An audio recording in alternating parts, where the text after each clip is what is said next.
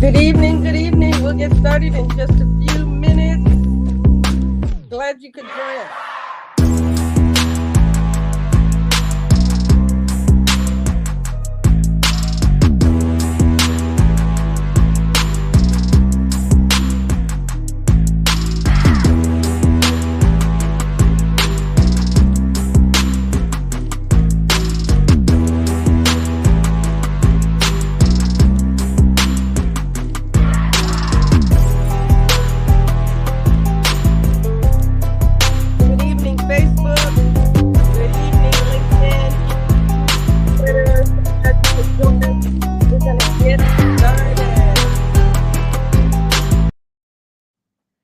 So hi, everybody. My name is Shenell Gardner-Ince.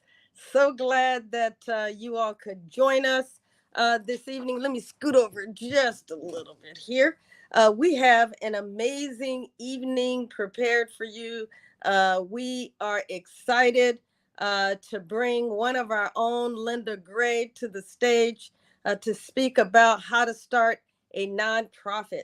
How many of you, this is your first time? If you're on LinkedIn Live, put it in the chat.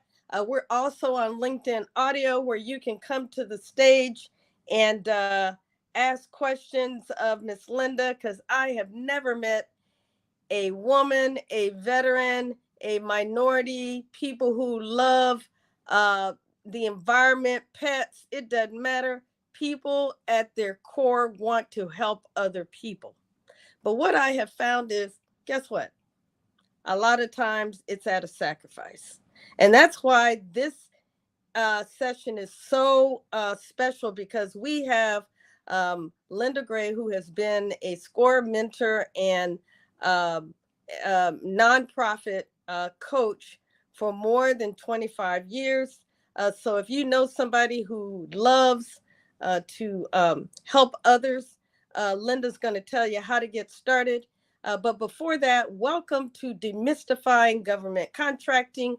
For those of you who don't know, we have been here for over a year. We started in February of 2022, shortly after LinkedIn started its audio feature in beta. And then shortly after that is when I decided we're going to do this. Let's share it with the small business community.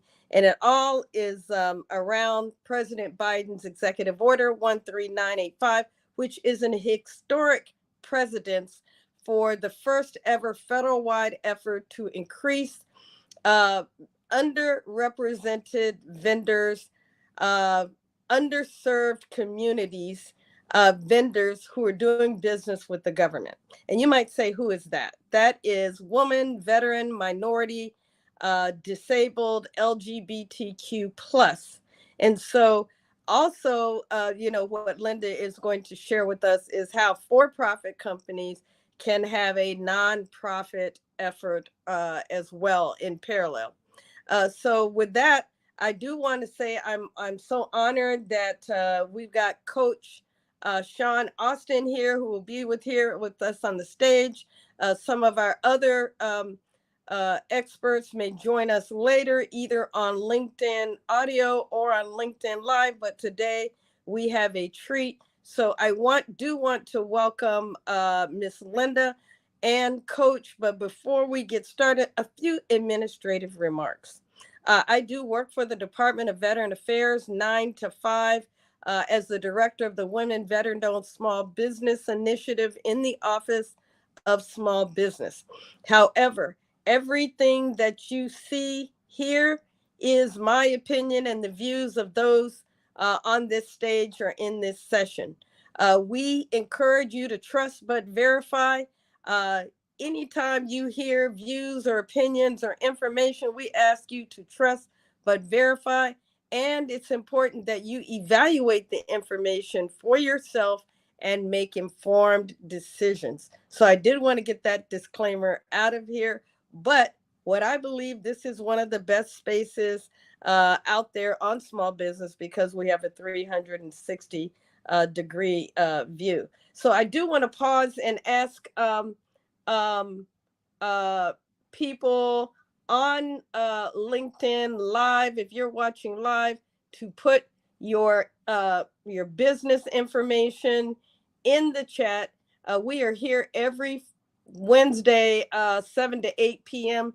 Eastern Standard Time. But this is an opportunity for you to showcase, what you're doing, and also to network, and to just say to people, hey, I'm out here. Here's my name. Here's my business. Here's what I do. So if you do that, I will put it on the screen. And also want to encourage you to follow and connect with those that are in the room with you. And I want to say welcome to the LinkedIn audio folks. We got Trina. We got Aldafo, Abdullah. We've got Victor, Hugh, Latoya, Pierre, QB, Sheena, Pauline, Ruth, and Cornette. Hopefully I said that right. Please forgive me if I didn't. Kanjal. We got Shantae, and we got Karen. Hey, Jason, what's up? And congratulations on that anniversary for the Air Force. We got Tanisha, one of our longest running members, and we have Coach Salima and John. So if you don't, how many of you this is your first time to LinkedIn audio, you can please give me a thumbs up on LinkedIn audio if this is your first time. Okay, it seems like we have an experienced crew here. And if you're watching for the first time on YouTube or Facebook, just know I do love all platforms, but LinkedIn is my love. And so that's why I'm really asking them to tell us they're here. Wait a minute, we have somebody. Hey, we have Rondalyn. Hey, Cynthia Shelton, what's up, lady? So we do have some folks on LinkedIn Live. Thank you. Please put your information in the chat on LinkedIn Live, and I will put your questions as well, and I'll showcase them on the screen. So with that, Ms. Linda, do you want to come off camera? And I'm going to go ahead and get started. And I do want to talk just a little bit about, let me get her up here. Let me share my screen. All right. So let me get back over here. And I'm going to, just a minute. I'm going to share. Hold on a minute.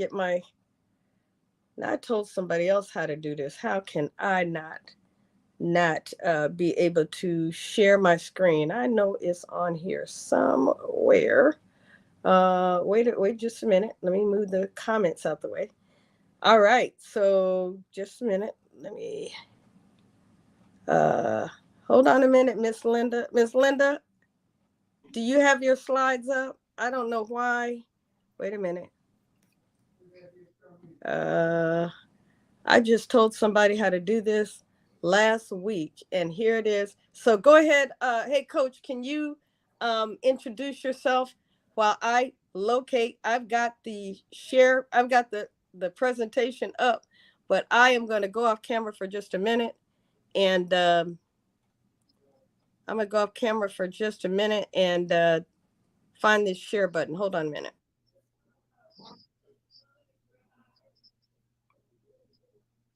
Go ahead, Coach. Introduce yourself, would you, please? We got Coach Sean Austin of Austin Business Services, aka Business Solutions. I'm sorry, aka Bank Ready. I don't know, where'd you go, Coach? You left the session. Come on back. There you are. You there? I don't know where Coach went, but he's not on the screen. For those of you who are just joining us on LinkedIn audio, please forgive me. I've got a little bit of a technical difficulty. Hold on. Hey, Miss Linda? Yeah, I'm still here.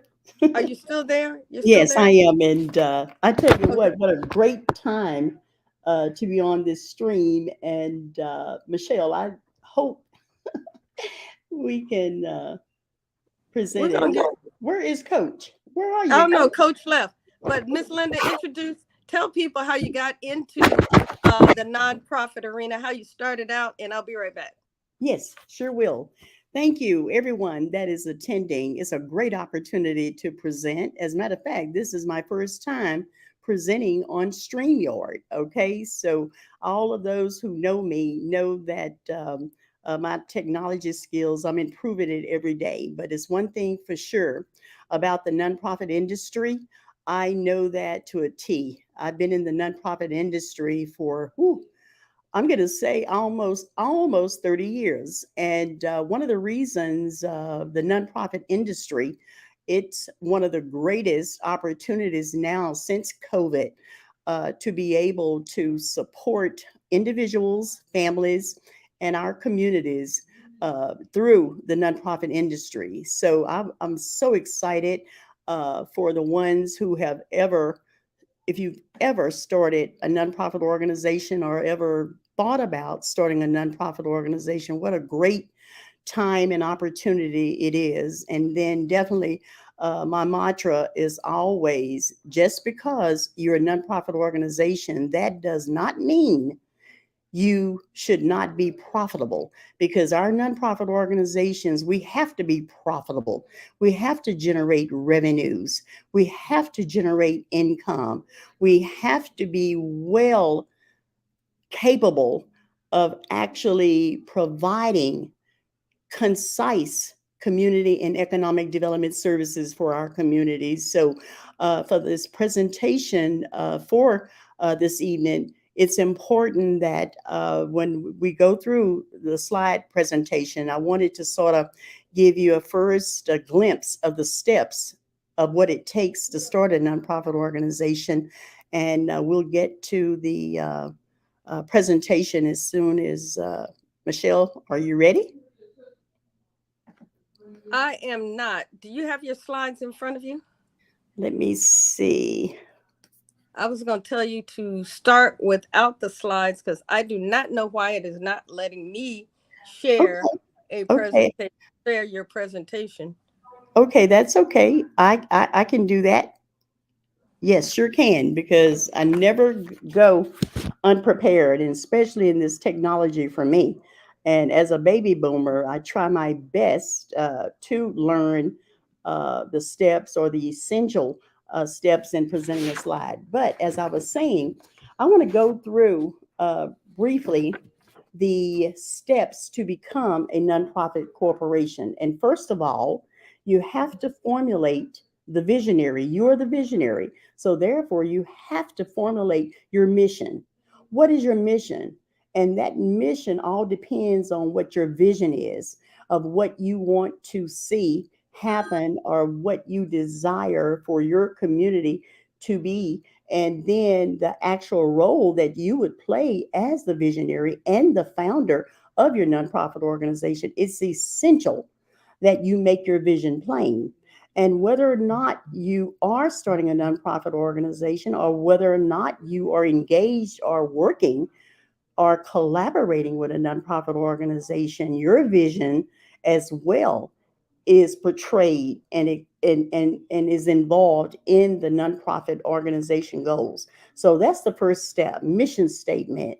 The second is so important to secure a name for your nonprofit organization, securing a name that you want to name your nonprofit organization. That's very important because number one, in each state, you want to make sure that your name is available for your nonprofit organization, because what you don't want to do is establish the name and then get ready to prepare your nonprofit organization paperwork and then come to realize that there is another name of the organization or a business that's identical to your name. So that is also important.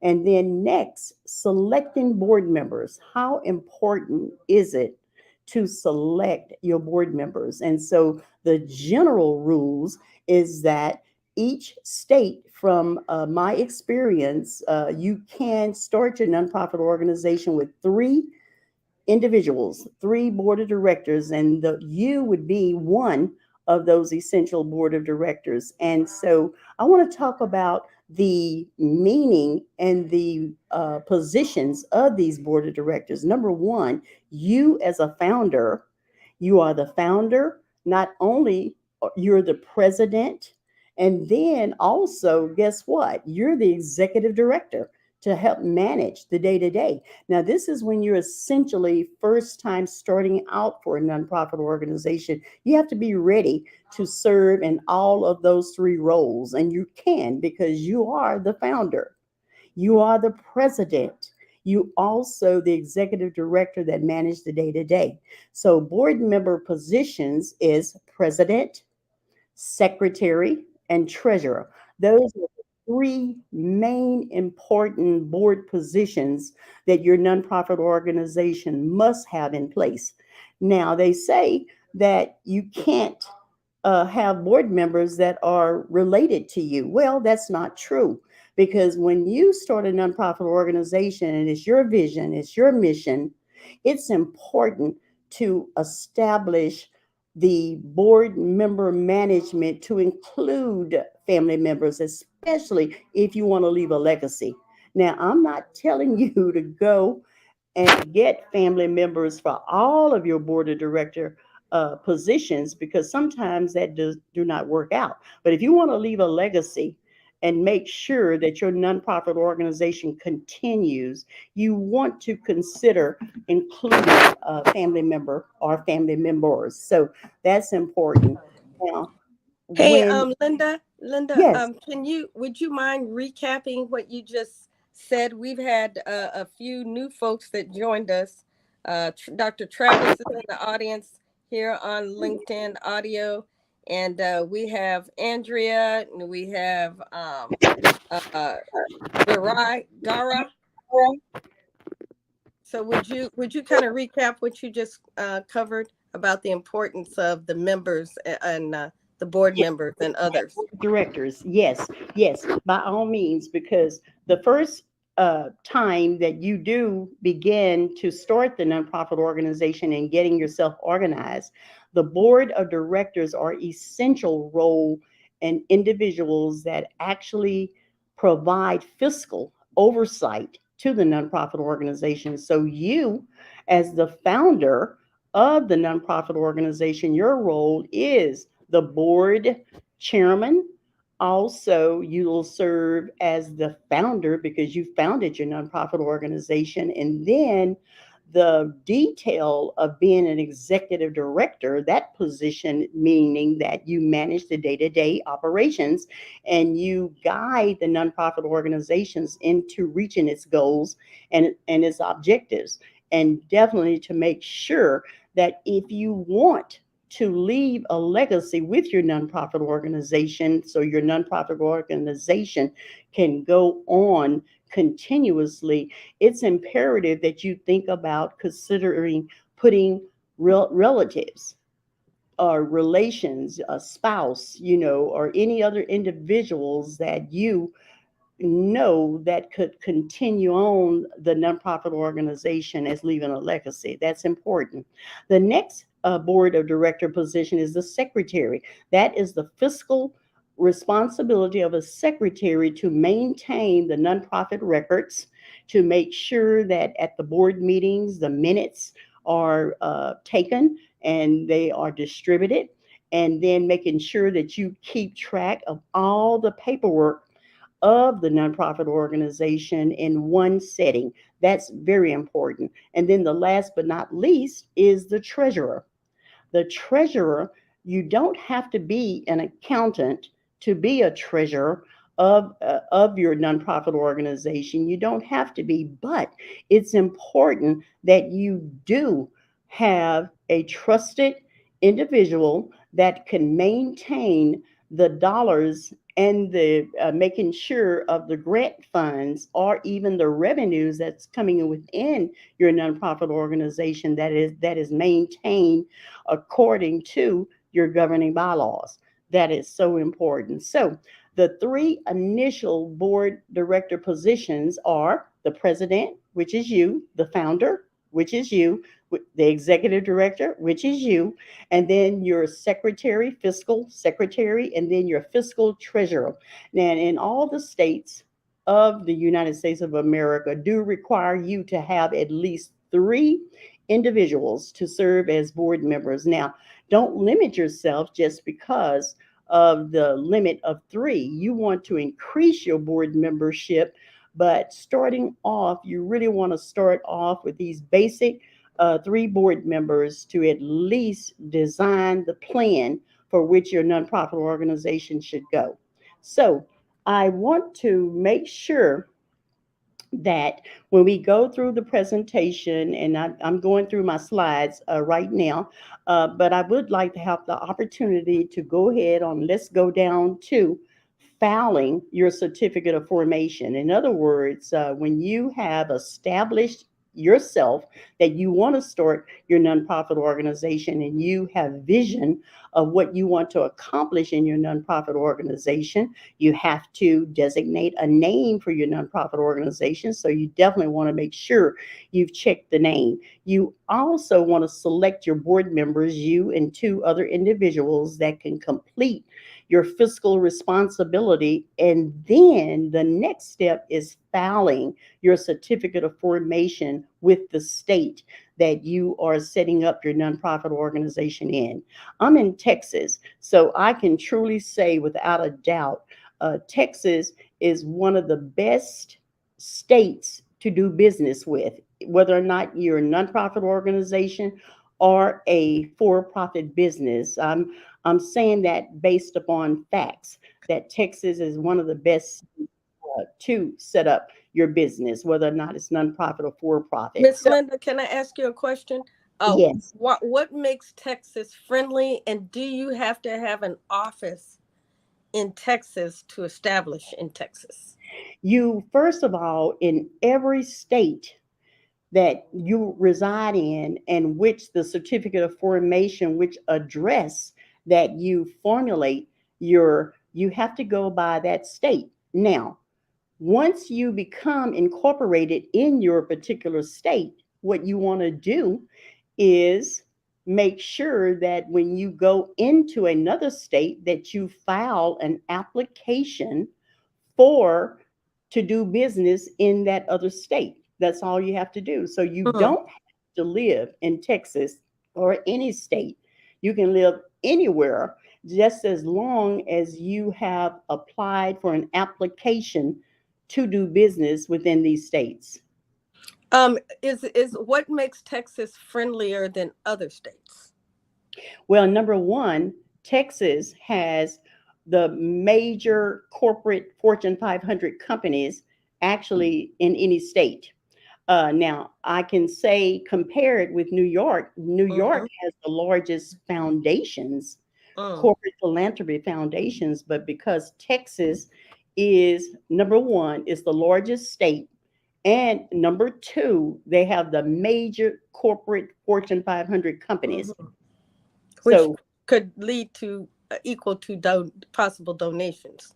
that's correct. And Gotcha. but you have to remember, um, because Texas is considered one of the largest state that has the largest surplus than Mm. any other state in the United States of America. In other words, Texas have surpluses beyond the entire United States of America. And these surpluses are actually federal dollars Hmm. that have been made available, but that has never been distributed. Uh, Interesting. yes, it is. And then also, something known about Texas is that we have the largest surplus in Austin, Texas. On the other side of Austin, Texas, we have where there are surplus materials, there are airplanes, there are boats, there are Wow. furniture. That, I mean, it's like 5 miles of diameter of goods and services that are called surplus. So in the state of Hmm. Texas, if you're a nonprofit organization, you can have access to that surplus for no Wow. charge. The only thing you have to do is make sure that you pay for the transportation of Huh. getting the goods and the services removed and brought to your destination. Well, everything y'all do everything big in Texas, even nonprofit support. That's amazing. I'm sorry, I that was just a question. Go ahead, ladies and gentlemen. If you have a question for Dr. Miss Linda Gray, please put it in the chat or raise your hand and come to the stage because most of the folks I know, and I know Miss Linda, you'll get to this, who have a nonprofit are operating it at a sacrifice, meaning and veterans are the most guilty on this, right? What they do is they say, um, well, I got my VA disability, I got my retirement, so I really, you know, it's okay. I don't want to, I can sacrifice. I don't need much, so I can use my own money. So I know you'll get to that, but I do want you to address that at some point in your presentation. I'm Oh, going back on mute. Thank oh, you again yes, I for will. being here. Yes, and I will. And then I want to make sure that filing the certificate of formation to begin the paperwork, that is the first step. And each state have their own application process. But when you are applying for a nonprofit organization to get access to a IRS 501c3 determination, it's going to be the same structure set up. So each nonprofit organization within your prospective state have the application, and everything is done online now. Since COVID, there has been a lot of good changes to support getting into the nonprofit industry because of COVID. So when you file your certificate of formation within the state that you're in, the IRS is going to require you to use their IRS determination language within your certificate of formation. So that's important to remember. So before you file, make sure that the IRS interpretive language of the 501c3 designation ruling is inside your certificate of formation, because if it's not, the IRS will reject your application to them, because they will look to see what your certificate of formation paperwork, and if their language is not included, then you will not be looked at. You'll never be able to be form a 501c3 unless that language is in there. Now, let Now, me tell you. so are you saying that when you form, you have to put that link, you have to go to and copy and paste, for lack of better words, the IRS language, and that it is not automatically included with your registration with the state? No, it's not, because each state have their own state requirements to become a nonprofit organization only in their state. So now you can become a nonprofit organization without 501c3 designation, but why would you? You know what I mean, want to do that? You want to be able to apply as a 501c3 tax exemption entity in order to receive the grant funds and the revenues and the donations, that you can get access to. But the IRS paperwork designation statement is in on the irs.gov website, is where you can pull up the IRS language, and just like you said, Michelle, cut and paste that into the document, and making sure that you will be eligible to apply for the 501c3 status. Now, Hold on a minute. Hold on a minute. I just want to ask folks, how many of y'all knew that? I want folks in the comments. Did you know that? Give me a yes or a no. For the folks in the LinkedIn audio, give me a hand clap if you did not know that. And that those reaction buttons are at the bottom of your screen. You did not say, okay, so Tonisha, who else didn't know that? Because I know I didn't know. I learned something every time. Uh, hey Eugene, are you want to ask a question? are you just raising your hand? You can ask a question too. We welcome. Thank you for your service. Um, so we have a couple of folks that didn't know that. Go ahead, Miss Linda. I'm not meaning to throw you off, but this is It's a very lot of new intriguing. things. Yeah, it's changing. Every 3 years, seem like the nonprofit industry is changing and growing for great opportunities. But yes, it's very important to include that IRS language when you are providing your certificate of formation, and then also after your certificate of formation have been approved by your state, the next is to get access to a EIN number, employee identification number, and that is done online. But you want to make sure when you get your EIN number, it's going to be important that you definitely designate and get the EIN number specifically for your nonprofit organization structure, because there is an additional criteria on the EIN online platform from the IRS website that actually will help you designate your EIN as being a nonprofit entity. So that's very important for you to take a look at when you go in and apply for your EIN. Make sure it's nonprofit based, because you do not want to get an EIN number for a for-profit business and then Mhm. get the EIN number and then realize that you got to turn in some additional paperwork because you did not uh, uh, go and get the EIN number that pertains to a nonprofit entity. So that's something new that has Wow. been added to the EIN process. So I want to Love make it. sure Love it. everyone knows that. It's Love it. very Love Okay, now the first thing after you get your EIN number, it's important that you open up a bank account. That's so important because number one, once you become incorporated in your state, you are eligible to start fundraising. You heard what I said, fundraising.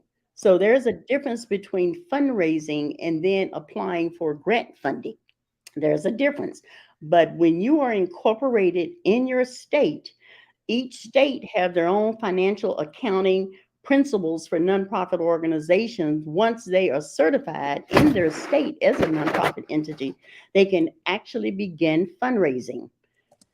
So immediately you want to get a bank account. And so I would suggest a user friendly bank. And when I say user friendly, I'll just say that are friendly to nonprofit organizations, because there are a lot of banks now, due to the heavy influx of nonprofit organizations, they are becoming user friendly. In other words, they most of the banks will not even charge banking fees for a nonprofit organization. That's a good thing.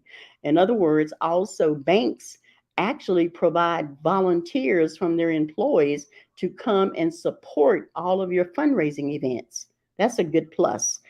That's what I call a bank friendly nonprofit organization, bank friendly. Now, I'm not saying to if you have an existing bank account already, whether or not it's your personal or your business, you want to see what those banks rules are, or what are the perks and the friendly in order to serve your nonprofit organization. But it has to be a separate nonprofit bank checking account. It has to specifically be a nonprofit bank account. So that is the first thing, because what you don't want to do, you don't want to start collecting donations. So say for instance, I want to say, hey, I'm glad you're starting your nonprofit organization. Here, I'm going to donate to you. I'm going to cash out you $100. Well, you want to make sure that that $100 is in a bank, in the nonprofit checking account, so you can be accountable for the dollars that you raise in your nonprofit organization. So that is key. Now, let's talk about the after the EIN, after you've established your bank account, then you are ready to apply for the IRS application for a 501c3. And let me share this with you about the IRS applications. There are two IRS nonprofit 501c3 applications that you have a choice. Now, one is called the Form 1023, which is the long form, meaning that it's more information required, that you have to provide more pertinent information about your nonprofit organization to seek that long form status. All it means is that you're saying to the IRS that you want to start your nonprofit organization and do not want to be limited by the amount of revenues that you can generate. That's important to think about that.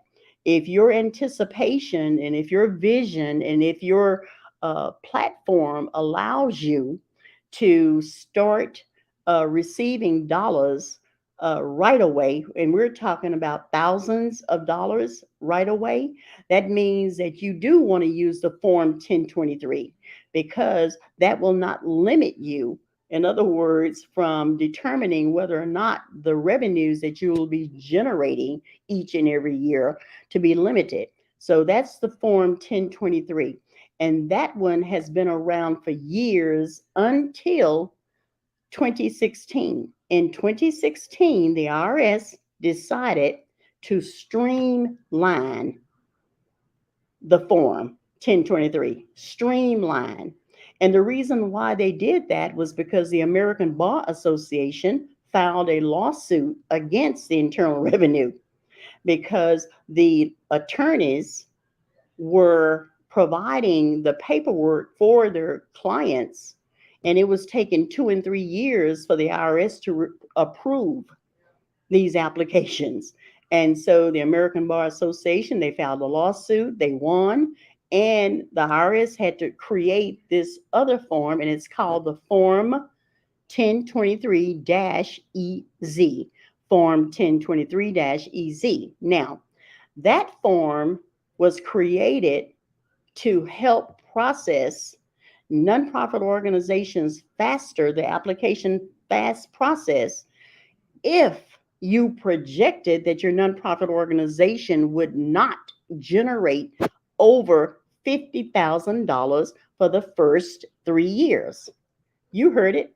In other words, the Form 1023-EZ was created as a streamlined process for beginning and emerging and grassroots nonprofit entities to be able to jumpstart their nonprofit organization on a lower revenue generating in order to cut down the processing of time.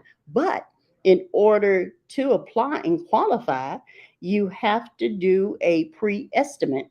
So $50,000 or less, you're eligible to apply for the Form 1023-EZ.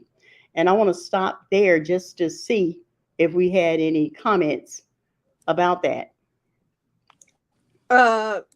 And I'm typing some of your notes and putting them on the screen. Any questions so far? What about anybody in the audience want to raise their hand and ask a question for Miss Linda? We'll give a minute. Anybody on LinkedIn or Facebook want to? Okay, we have Hugh. Hold on, we got Hugh. Okay. Hey, Hugh. Hugh, how are you? Tell us who you are. Tell us who, if you'll unmute at the bottom of your screen, there's a microphone there. Tell us who you are, what you do, and what your question is. And thanks for joining. Hello, my name is Hugh. I'm the owner manager of Triple D Trucking. We specialize in transporting construction materials such as asphalt, clay, stone, agricultural materials from the harvest fields. My question is, with me having a LLC, a single member for right now, is it possible that I could have a 501c3 along with the LLC? Okay, that's a question, but let me start with number one. Number one, yes, as an LLC, you can definitely have a 501c3 nonprofit entity. Okay. Uh, but number two, the back end on that is that your nonprofit entity cannot reflect or uh, perceive to be your company to be profitable. You know what I mean? By using your 501c3 in order to profit your LLC. Do that make sense? Yes, that makes sense. Yes. Okay. So Now, is that just for clarification? Does that mean uh, he can't use his nonprofit to make profit? I'm fixing to get to that. Okay, sorry, I jumped Yeah, in. no. That's okay because it's a twofold question. Because number one, his nonprofit organization can provide free or reduced transportation cost. For instance, with the home builder, let's just say Habitat for Humanity. Mhm. Habitat for Humanity is a 501c nonprofit organization, but they build homes and houses all over, and cities and towns and counties and states use them as the nonprofit entity to provide them CDBG home dollars to build homes. So your organization, your transportation LLC, the Habitat for Humanity can request, or you have a nonprofit organization that you can provide free or reduced transportation costs. Yes, that's where your nonprofit organization can come in. Oh, wow. Sounds good there. It's good. Great opportunities, you know what I mean? But you have to be very structured, and you have to follow, the IRS rules and guidelines for actually, providing those supportive supplemental services to help create process for your business, as well as your nonprofit organization being able to receive grant funds from the Department of Transportation. So let me ask you this: Yes. um should Hugh consult with an attorney, tax attorney, or a tax professional that specifically understands nonprofit, or will any tax professional know this?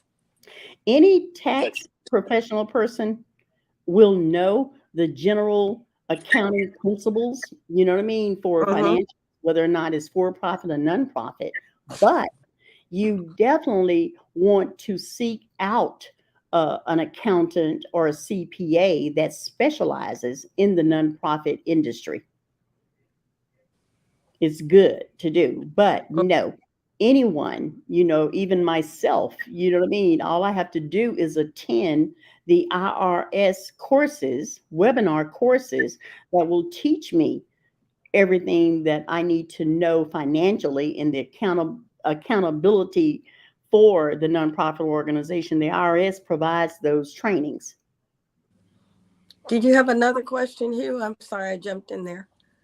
No, that was it right there. Team is online here. I'll be reaching out. I need all this here.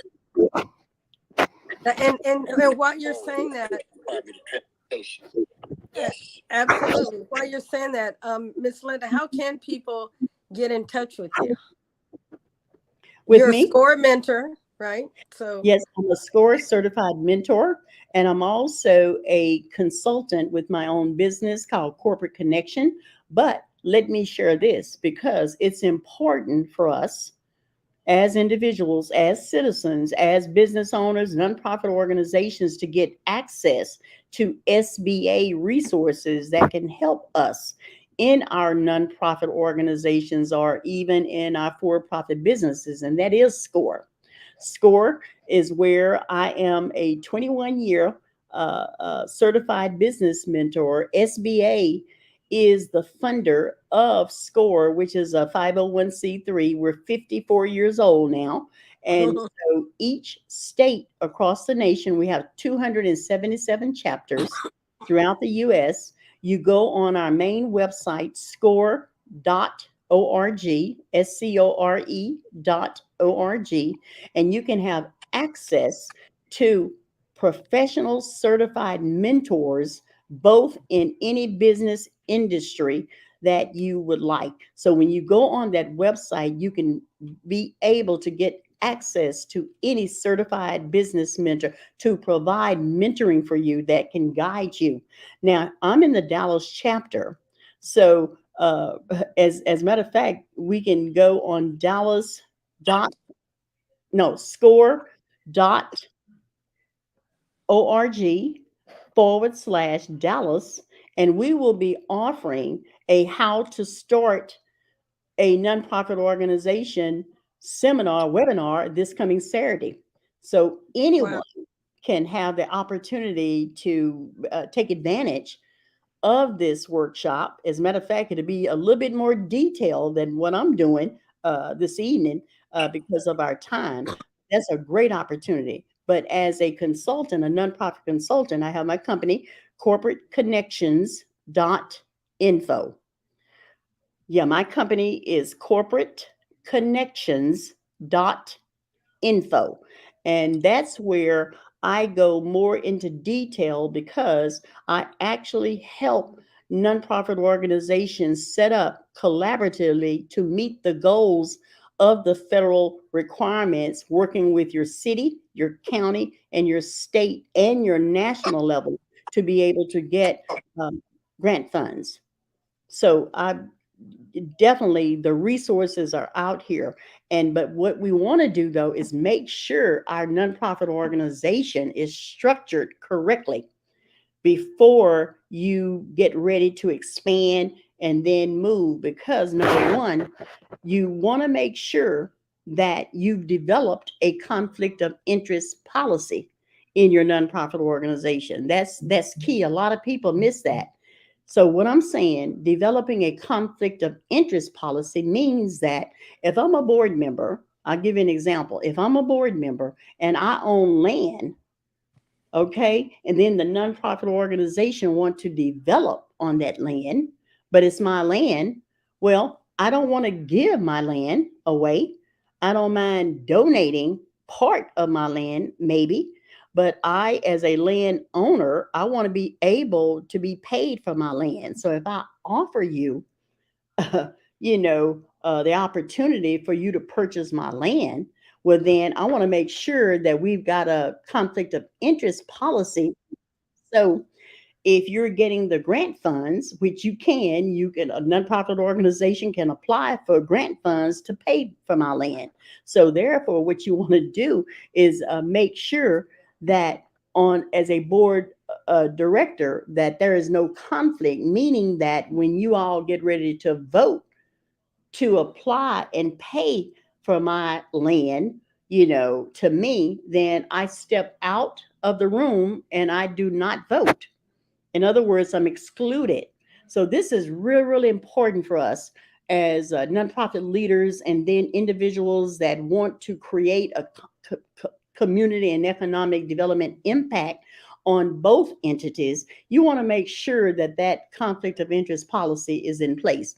And that is in the IRS.gov website as well. So it's a great opportunity to make sure that you do have that conflict of interest policy, and it works with anything, any goods and any services.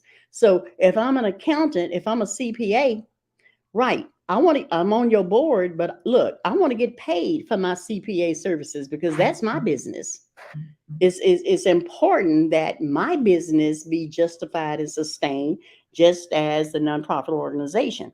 So it'd be a great opportunity and a great collaboration that developing that conflict of interest policy, I am able, to get paid, for my services to the nonprofit organization.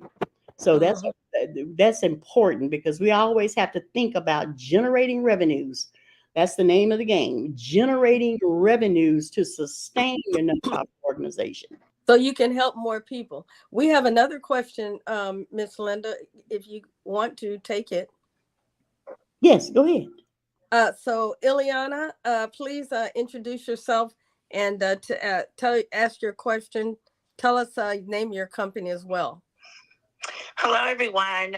I'm from Northwest Arkansas. Home base is in Northwest Arkansas. I'm the CEO and founder of AHA Interpreting Solutions, as well as AHA Workforce Education Solutions. And I enjoy being able to kind of tap in and listen to all your experts. And trust me, I'm listening and I'm utilizing as much as I can as my path allows me to.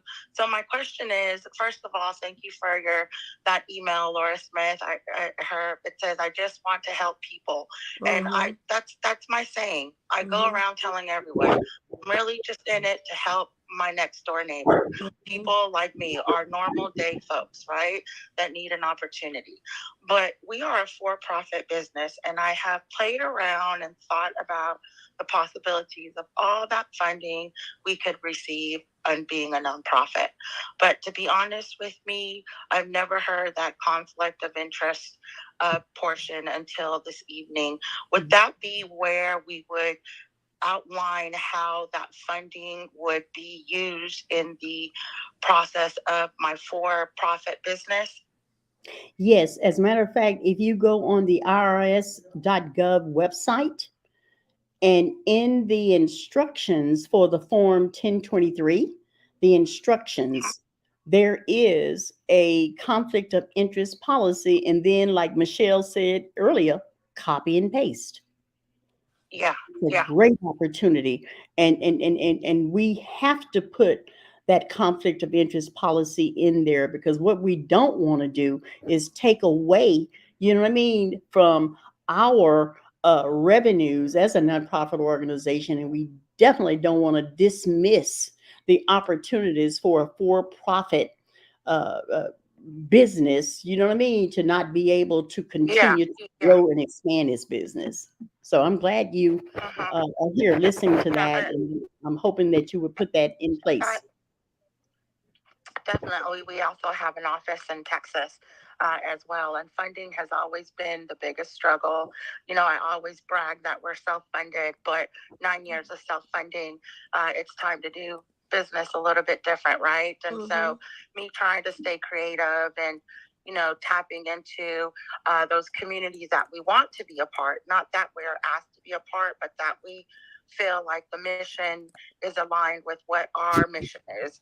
And so, you know, one more question before I get off here. Yeah. How is there a minimum of board members? I hate the board member title. I've been part of board member and I'm executive board member for an organization. So I understand the importance of having a board member, but how many, is there a minimum? I mean, I've been told that I can be a board member. There could be one other person as a board member, and that would subdue the compliance issue. Is that right? Or is that, Well, can you direct me on that? You know what? You're absolutely right. But every state that I have done nonprofit work in, startup paperwork, because I've done a lot, all the states require at least 3 is your minimum. 3. Okay. And those positions, again, are president, secretary, and treasurer. Those are the primary fiscal officers of a nonprofit. Okay. Now, as far as how many you can have as many as necessary, but caution us.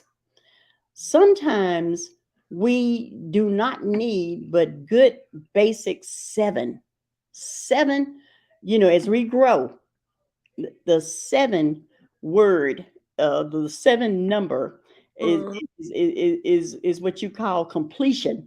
And then any other additional individuals, let's call them advisory board members. That's very appropriate. And then what's the difference? What's advisory versus board member? What can you explain that? Board member have a vote. Mm-hmm. They can vote. An advisory board member is an individual that provides advice. I like that. I like that. That's right. And would you you know, because I've watched people on boards, I've been on boards, and sometimes people go after the people with the titles, but they don't bring much to the organization. Can you speak to that? I didn't mean to go there, Ileana, but I just couldn't resist, honey. You know, I'm real. I'm giggling because I know where you're coming from. Mhm. Well, it's the rule in my recommendation, because number one, you only need enough board members to fill different roles and position, and that is the president, the secretary, the treasurer, and maybe a board member over fundraising, a board member for outreach, a board member for marketing. In other words, very defined roles for your board of directors. That's it. They have to have a defined role. So basically, I'm creating an internal staff for another business, basically. Correct. Creating a nonprofit entity. Okay. Right. Because remember now, board members are officially volunteers. They are officially. But there's the question, and it comes up a lot. Like I said earlier, if I'm a CPA and I'm a board member of an organization, well, I'm going to volunteer my services as a board member, but I'm also going to expect payment for providing the CPA essential services. Like, for instance, what do you call the audit? You know, internal audit.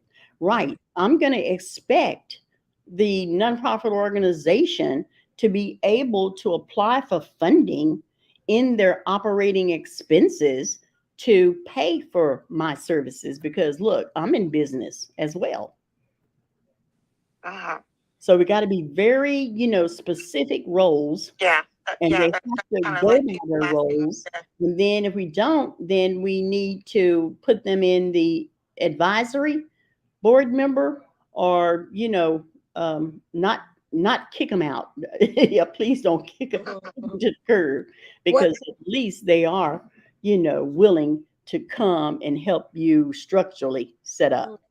Can I ask another question, Ileana, if you don't mind?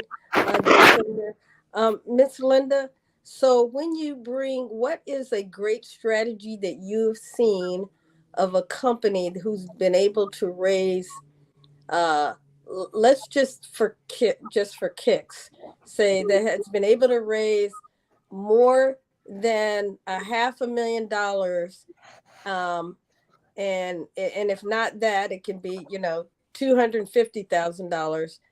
What was the key things that made them be able to do that, and what was the role of the board members in that?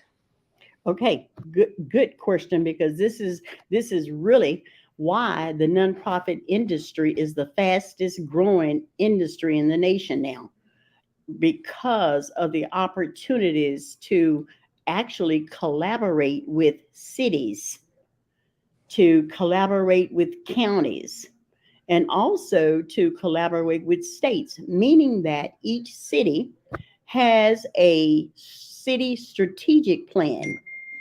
Each city has to have a developed strategic plan from HUD. Housing, Urban, and Development require every city, every county, and every state in the US of A to have a already strategic plan. So what you're going to do is take a look at the city's strategic plan, and on the city's strategic plan, it says that they need nonprofit organization support. Wow. And they contract with, and we know about the contracting because of this platform that we have. But because of COVID, nonprofit organizations actually have access to actually apply for grant applications. And thank you, Coach. 5-year strategic plans and those capital improvement projects. You're right on. And so that is the reason why the nonprofit organizations can have access to $500,000, even close to 5 million. And I know some examples of nonprofit organizations that have reached that. Yeah, I mean, I live in Northwest Arkansas. In the nonprofit world, it went from minimal to max.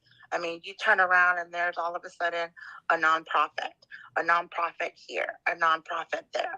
And for me, I think my concern is wanting to make sure that I have rock star board members, right? Because you can call someone a board member and they might not even lift a finger.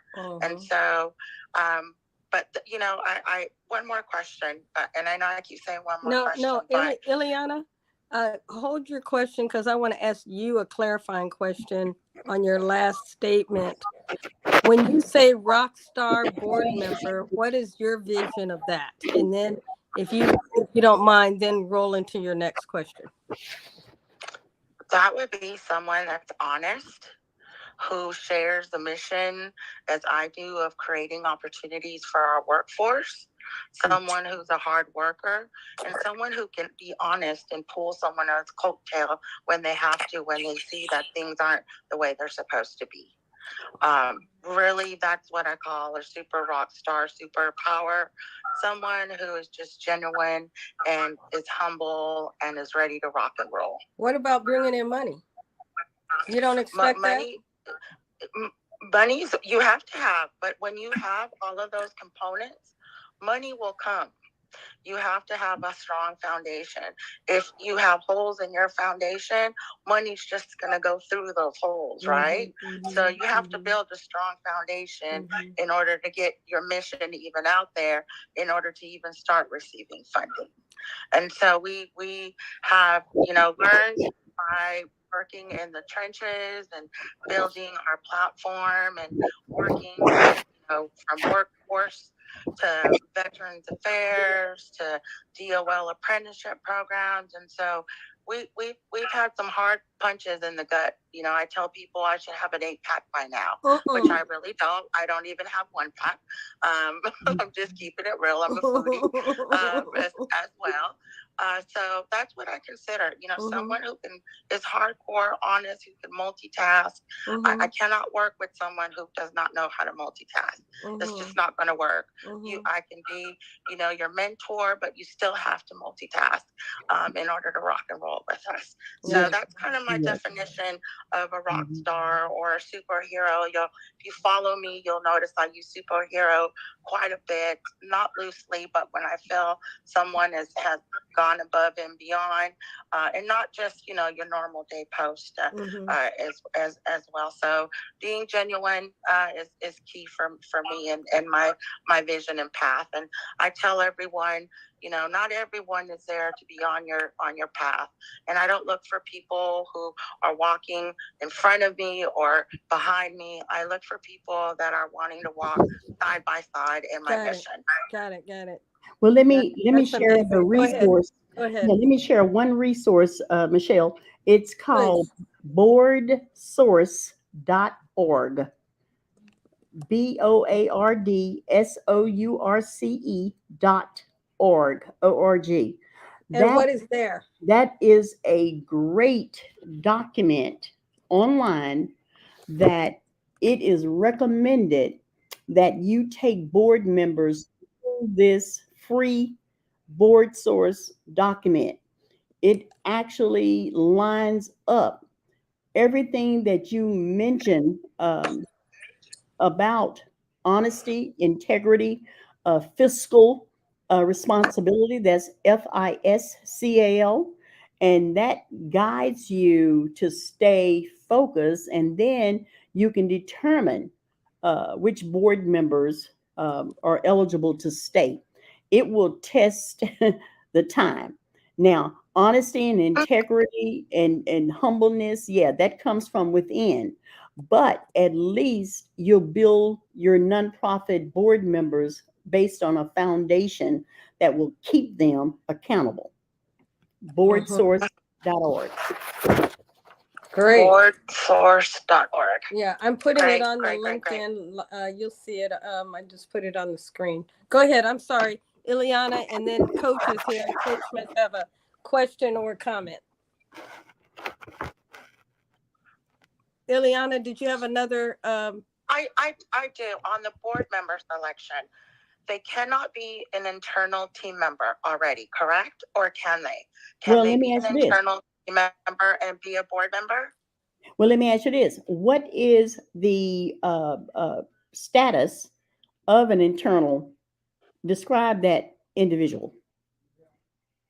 They would be considered a full-time employee. No, We have no. different positions. I mean, we have someone who we're looking for cybersecurity, project management, graphic designers, office admin. Yes, my yes, right-hand but she person. said no. She said if it's an No, employee, no. no. And the reason why, but you can, let me tell you what you can do with that employee. Hey, Hugh, can you put your You mute, can please? identify that particular employee as a special to do special projects on behalf of the board of directors plan implementation. You understand what I mean by that? Yes, I do. I They do. can be put I really do. on a special assignment and from the grant funds that would be received as that for that special assignment. Yes, but that will have to be a board of directors decision and written in to a board resolution to say that. And it's a temporary thing, or is that a permanent thing? It's temporary depending on the funding source. Yeah, Got you. because I know some federal grants require, special projects or individuals and individuals within that is employed with the organization can actually take on that role. But it's the decision of the board of directors because remember now, the governing rules of order are based upon the general Robert Rules of Order, but actually board of directors can actually develop their own governing rules that matches and benefits their nonprofit organization goals and objectives. Mm. So it's no defined, you know what I mean? There is no straight bylaws. You know what I mean? They're not all. But what I want to make sure that one Ileana, you get advice, right? Because you're asking if a full-time employee in your business can now be in your nonprofit and be paid or compensated or have a position on the board. And I think that's a very unique situation that you want to make sure, because we're having a conversation here, but Ms. Linda doesn't have all of the facts in context of what you're trying to do. So I want to make sure that I protect her too. Yes. That you get all your information before we specifically say that. So Yes. thank you. Yeah. Yeah. And thank you so much for clarifying that, Michelle, because yes, as a SCORE mentor, we are covered by tort law. So that means that that what we give out is based upon the Small Business Administration guidelines, and but you always consult. You know what I mean? Either an attorney, a business attorney at that, to get specific, and then in each state you got to make sure, you know what I mean, you're abiding by, you know, the state Mhm, laws as well. mhm, So yes, mhm. thank you so much for covering No, that. no worries, no worries. I just want us all to, because this, is rich information, and is what I like about it, Miss Linda, is what you've done is given us information that makes us ask questions to see things differently. You have shed light in a dark area, and before we are at are you getting I'm getting an echo. But thank you, Hugh. Thank you, Ileana. Coach, you have a question or comment? Just a comment on Ileana's point. I think just for everybody. Can you hear me okay? Yeah, perfect. Mm-hmm. Yes. Yeah, so I'm glad she brought up the point, and Ms. Linda did a great job with my course, my colleagues not too long ago, so she's, again, doing a stellar job today.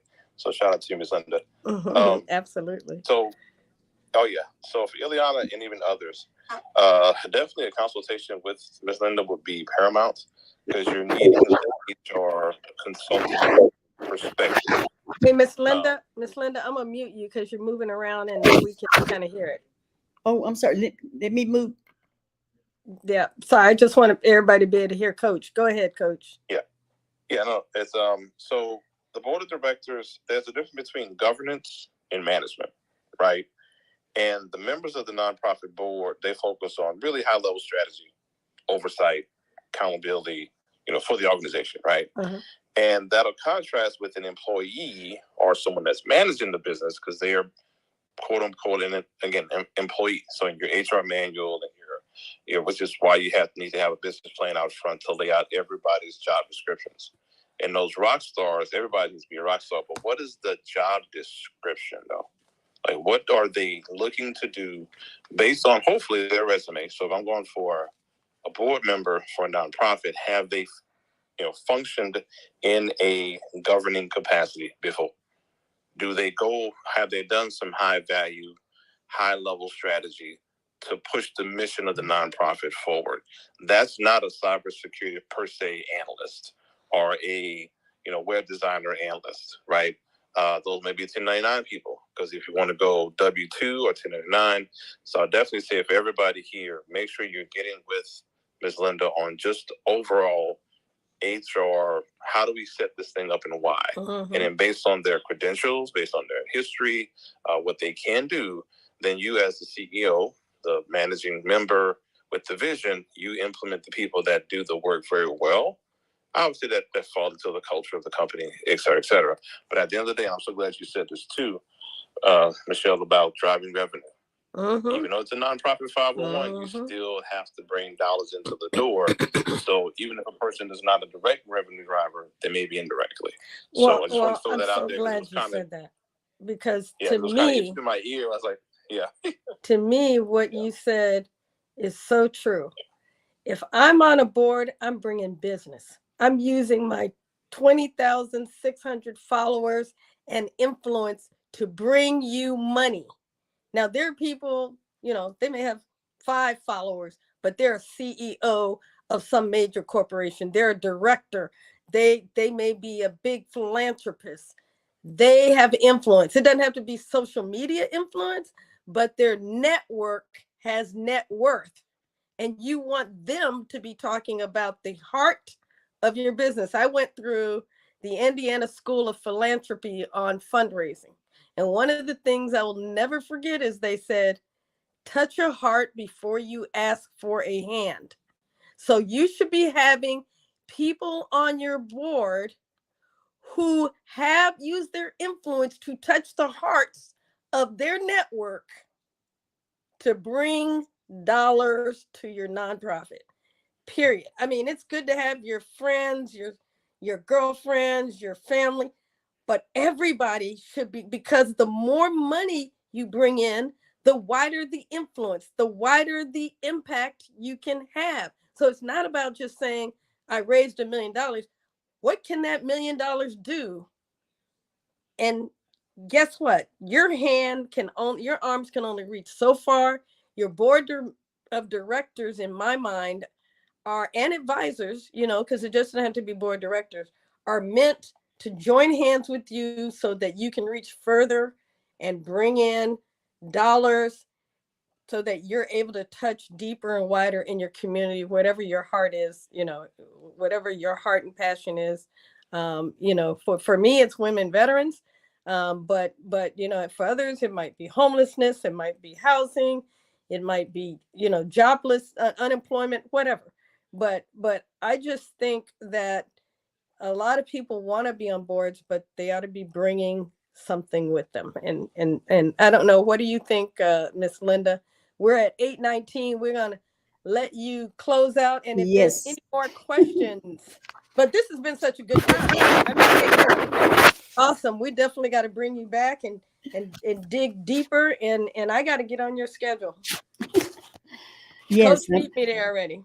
I tell you what, and I want to wrap up with just some major budget line items for nonprofit organizations to start developing their budget right away. And it's an estimate budget. First of all, you want to make sure of the compensation that is paid to the executive director. It is imperative that the executive director be paid. Okay. Also, rent space, office space, maintenance. It's imperative that that budget be in place. Very important. Also, you want to make sure all of your services and your activities that you are going to be providing through your nonprofit organization, you want to make sure they are funded. You got to put a dollar value on those things. So if you have a service, let's take the trucking service. You got to know how much it costs to even operate a trucking service. So therefore, you want to make sure that you have budgeted dollar amounts to all of your activities and services. You also want to make sure you have done extensive data on your target population.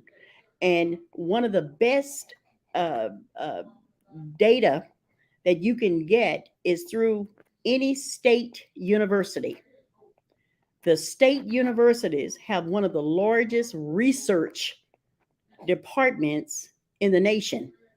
They can actually provide you all of the needed data from health, from education, from individuals that own homes, that don't own homes, how many women without children. They have all of the census data right at your fingertips. So that's where you want to request that census data from the universities. And they provide that for free. You also want to make sure you have in place the staffing plan. And then just like Coach said, what is the executive director? What are their responsibilities? Where is their bio? Where is their resume? Where are their credentials? And then any other staff. It has to have their resume, their bio, and their job responsibilities, making that clear. Also, budgeted for independent contractors.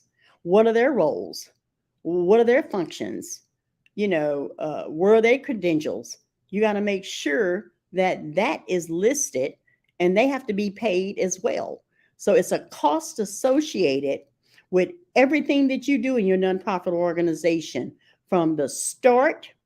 In other words, the cost of even developing your paperwork, the cost associated with applying for everything that you need to even successfully start your nonprofit organization. And also, it's important that you have an evaluation plan or strategy up front.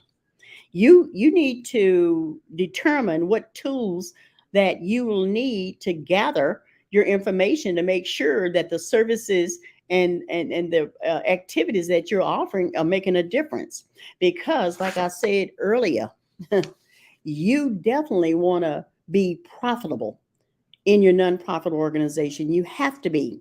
And then the last statement, least, you got to have a grants management process. In other words, the process have to determine what type of grant awards do you need? Do you need federal only, or do you need corporate funding, or do you need private foundation funding? Or my rule of thumb, you want all of them. You also want to have a good fundraising plan throughout the year. And so now the opportunity for nonprofit organizations to develop a little fundraising strategy every month, because every month of the year is a special opportunity to raise funds for certain seasonal activities, health awareness, Heart Month. So you want to establish those things, and that's what we call a nonprofit business implementation plan. So that's what I want to leave, and I want to thank Michelle. Thank you so much for putting me on this platform for this nonprofit industry. Nonprofits are dear to me. I'm not playing. I never will forget when I started volunteering in a nonprofit organization when I was 18 years old, and my eyes were open. And everything that I'm learning new things about the nonprofit industry. I mean, new every day. But the main thing is to look at your city's strategic plan to be able to help formulate where your grant opportunities lie, and then also serving your mission and your purpose to make our community and our state the best. And I relinquish. Oh my God, fire, fire, fire, fire. You killed it, Miss Linda. No surprise. Thank you so much. How many of you just got like just fire hose that you just like I got to get myself together. I'm thinking, hey, nonprofit, go register and boom, start asking people for money. Miss Linda laid it out. She told us about not only all of the things that we needed to do, but the different documents, the different kinds of systems and processes we need to put in place. Did y'all enjoy her? You should see this love over here, Miss Linda. All of this on the screen, they just giving you hearts and claps and emojis. And let's see in the LinkedIn chat. Thank you so much. Elaine said, thank you so much for everything. I know Coach also talked about it. And she says she's open to collaborating with folks. Elaine, Lamont said thank you. I know Coach said thank you. Just want to say we appreciate you. There were resources, score.org/Dallas. There's going to be a nonprofit session going more in depth on Saturday. And I know Miss Linda's going to be one of the instructors. Also, if you go to score.org Dallas, can they get you there in addition to your, I just put it on the screen, corporateconnections.info as well for individual consulting on your nonprofit. And I think, one of the things Ms. Linda really opened my eyes about is the strategy of connecting with corporations, right? To help support your nonprofit and making that a deliberate strategy in addition to fundraising and grants. So Miss Linda, I love you. I appreciate you. I do want to thank Coach as well. And I saw Dr. Travis there. I think Shenell and Lori are celebrating Shenell's birthday. Shenell is in DC. Lori's in DC. And I think they're celebrating and having dinner, but they said they knew you were going to kill it. And you did more than that. I want you to know I'm just honored that you be so generous with us, Miss Linda. It is more than I could ever hope for, and more than I deserve. And I know the community is blessed because of it. So with that, I want to close us out. We're at 8:29. Thank you, Coach, for those comments in the chat. Also for your affirmation as well. Somebody said if you want data reports, there's somebody there that's willing to help. Miss Linda Slade, this one. Somebody else said, we appreciate you. I just want you to get your love and your flowers. Somebody, Juan said he full. His belly is full. He can't eat no more. I'm with you, Juan. Me too. Me too. I love that. I love that.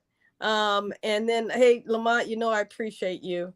But yeah, I really do think we may have to have you come back again and share with us. And you know, I don't want you to be shy, because you always think you less than. I'm telling you, more than. You're more than. You're a superstar, lady. So with that, we're gonna close out. You're welcome. No, thank you. With that, we're gonna close out Demystifying Government Contracting.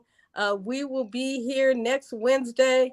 I'm trying to think what's going on next Wednesday. I do know the following week is going to be, we're going to be showcasing a woman veteran that week. I don't think it's going to be Monday, not Wednesday. A woman veteran, one of the first Air Force Academy graduates in celebration of women's military integration, 75th anniversary. Just amazing, you know, to be one of the first women to ever go to the Air Force Academy, and then one of the first Black women to ever go to the Air Force Academy. So more coming. Thank you again to all of you for joining us. You could be anywhere doing anything, but you decided to be right here. Connect with the folks in the room, above you, below you, beside you. But most of all, just thank you for investing in yourself and believing in this platform. It's about community. I think we have a special energy here, a special spirit. You'll get information from a lot of places, but you're going to get education, impact, and just community right here. So I'm going to end as I always do. May God bless you. Miss Linda, bless you, Coach, and all of our folks, Dr. Travis as well, who's on the audio side. May God bless you all. Bless you, bless you, bless you indeed. May he enlarge your territory. May he increase your influence and your profits. May he keep you from evil and keep evil from you, because it's rough out there. But most of all, may he bless you, bless you, bless you indeed. And thank you for joining. And we'll see you next week, 7:00 Eastern Standard Time. Thanks for joining. Good night. Good night.